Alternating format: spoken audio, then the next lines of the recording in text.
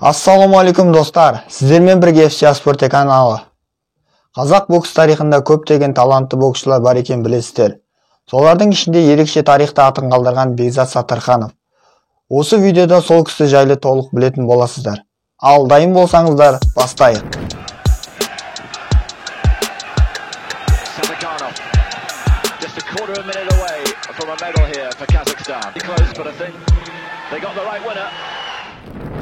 Бекзат Саттарханов 1980 жылы 4 сәуірде Оңтүстік Қазақстан облысы Түркістан қаласында дүниеге келген. Бекзат дүниеге келгенде әкесі Сейілхан теміржол вокзалында дәрігерлік пунктте фельдшер, анасы Сырлыкөл теміржолшылар ауруханасында мейірбике болып жұмыс жасайтын. Бекзат отбасында 4 баланың ішіндегі кенжесі. Бекзат ана құрсағында жатқанда бір оқиға болыпты. Бекзатты дүниеге келуіне дәрігерлер қарсылық білдірген негізі. Ол менің денсаулығыма байланысты 2 баладан кейін бала көтеруге болмайды деп тыйым салған. Бірақ соған қарамастан мен Бекзат менің 4-ші ұлым 80-ші жылы қолымнан расписка жазып 4 апрель күні Бекзатты дүниеге әкелдім аман-есен. Бірақ сол Бекзат 6,5 айлығында барып мен учетқа барып тұрдым женскийға, себебі дәрігерлер баланы алып тастаймыз деп қорқытады, ұрсады, жа өліп қаласың деп.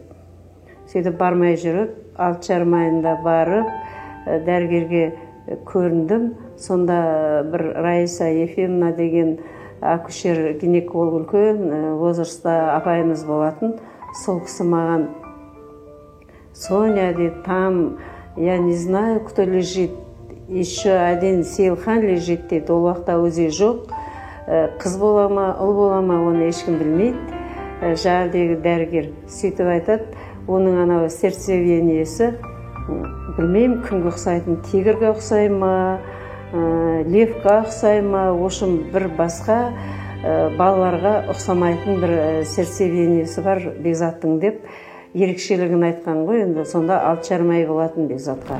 Осылайша анасының қайсарлығы арқасында Бекзат аман-есен дүниеге келген.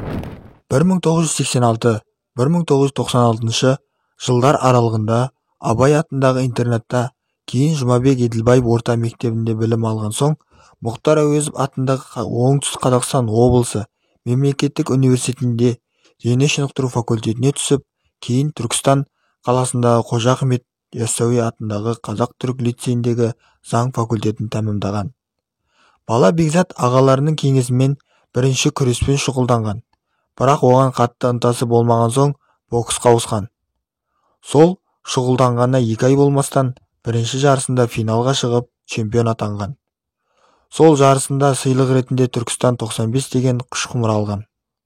Оның үлкен додаларда жүлде алған жарыстары: жастар арасындағы Азия чемпионатының күміс жүлдегері, жастар арасындағы әлем чемпионатының күміс жүлдегері, орталық Азия чемпионатының күміс жүлдегері, Азия чемпионатының күміс жүлдегері.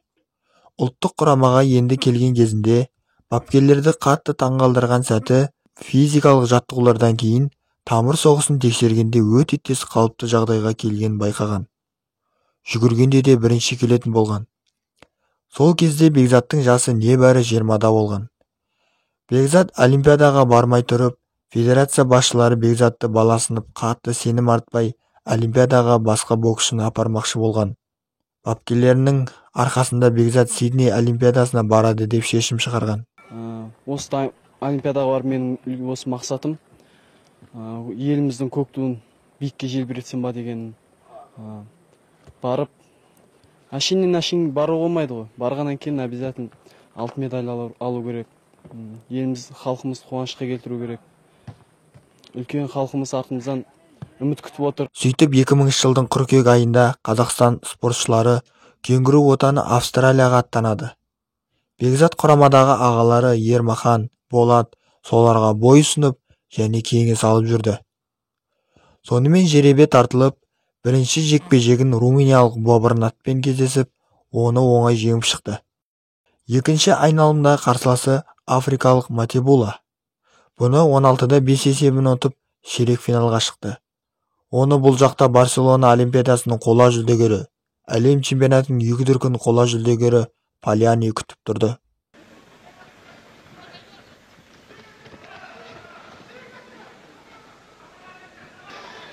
Well, isn't that a turn up?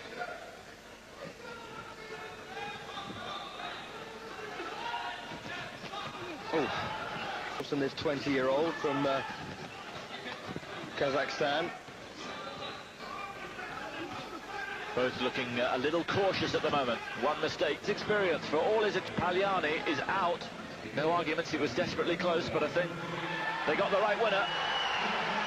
Well, we did say that Paliani was a little bit flat over the last couple of contests, and, you know, so it proved to be. Good winner, Sadikanov, but big question, can he beat Tamzamani? I've got a feeling his counter-punching style is made for Tamzamani. Бекзат үшін бұл жекпе-жек ауырға соқты. Соған қарамастан келесі кезеңге өтті. Сөйтіп Бекзат бокс жанкүйерлерін таңғалдырды. Жартылай финалда мароккалық Тамзаманиді 22-10 есебімен ұтып финалға шықты. Финалда 1999 жылғы әлем чемпионы америкалық Хуареспен шығып, Бекзат бұл жекпе-жекте атой салып жеңіп шықты. Сөйтіп Қазақстанға бокс түрінен екінші алтынды қоржынға салды.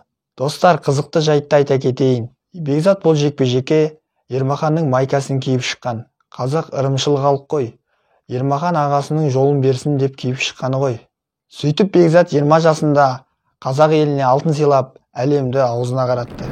2000 жылдың 31 желтоқсан күні сағат 23:45 минут өткен кезде Шымкент қаласы жанындағы Темірлан бекетінде Бекзат Саттарханов жол апатынан көз жұмады.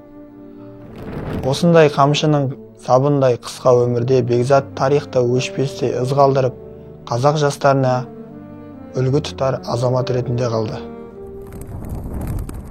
Достар, видеомыз ұнаса лайк басып, пікір қалдырып, каналымызға тіркеліп кетіңіздер. Келесі видеода кездескенше аман сау болыңыздар. Мен өте қуаныштымын. Мен қуаныштымын неге?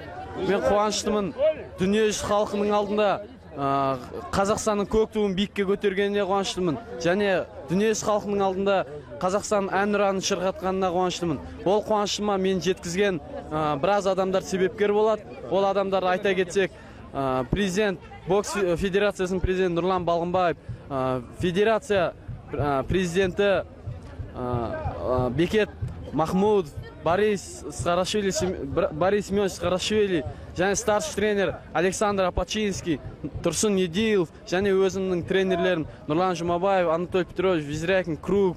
Сондай адамдардың арқасында мен осындай рухани күшке Костоев мен өзім главный тренер. Және осы әке-шешемнің арқасында осындай жеңістерге жеттім деп ойлаймын.